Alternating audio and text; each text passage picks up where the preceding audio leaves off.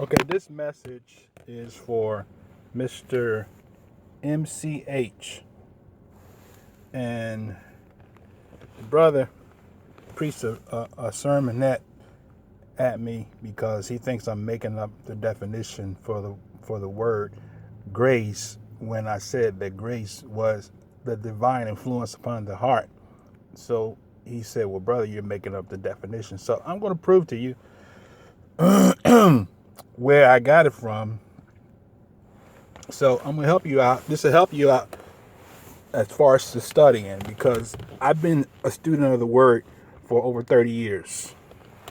30 plus. I've been a minister for over 30 years, and I'm not exact. It may be closer to 40 years, but I've been a minister for most of my life, and so don't take that the wrong way. I'm not bragging. I'm just saying that I've been a student of this word, and some things I've come to discover in my research. So one of the tools I recommend you getting is this eSword here.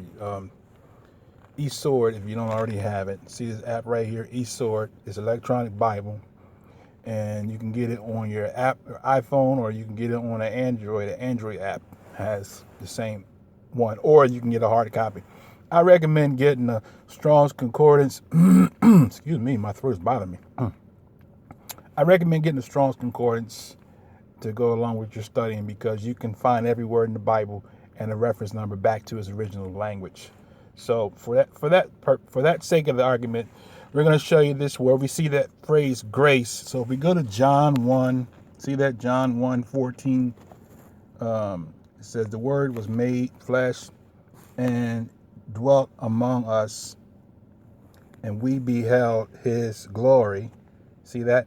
We beheld his glory, the glory, right, as of the begotten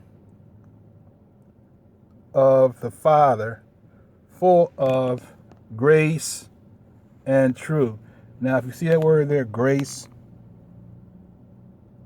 okay, it's a number 5485. So if you tap on that 5485, it gives you a reference to the Greek word. And it says from 5483, see that 5463 rather, graciousness as gratifying of manner or act, abstract or concrete, literal, figurative, or spiritual, especially what? The divine influence upon the heart, comma, and its reflection in the life, including gratitude. Okay, so that word grace is from the Greek word charis, which means, as I said, where it is, the divine influence upon the heart and its reflection in the life. That's the word charis. That's where you get your English word charismatic from. Okay, now if we go back to the very first time where the word grace was used, which is in Genesis, where it says Noah found grace, right? Now the word for grace in the Hebrew is Cain. It says from 2604, graciousness, that is subjectly kindness, favor, or subjectly beauty, right? So that word beauty is something that is not external, it's something that is internal. And the beauty that is internal is what the Most High saw in Noah.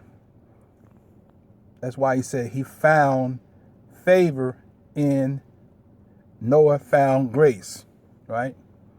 Favor, because the Most High saw his character in him in the midst of a perverse society and nation of people, a world of people, I should say. Okay, so that is the definition for grace. Okay, now I'm not getting any brownie points for sharing this. I'm just a teacher. I've been teaching this, and I've been called to teach this. I've been teaching along this way since 1990, and when I was called to it, out of the Christian church as a pastor in the Church of God in Christ, an ordained elder. And when the Most High gave me this Hebrew lexicon, and I began to study it, and it made sense. It made a whole lot more sense to me, and I realized and understood why the Most High called me, because He told me to study the people and the city, Jerusalem. And that's when I came to the knowledge back in 1990 that I was an Israelite. Okay, so I just wanted to share that. Prayerfully, you'll take this and use this for your further study, and not look for another excuse to contradict or to say that I'm not teaching something accurate. Okay, the Most High drew you to this video for a specific reason. So let's agree with the Spirit and get what you've come to get out of this video and out of this vessel that the Most High happened to allow you to cross in your path. Having said that, shalom.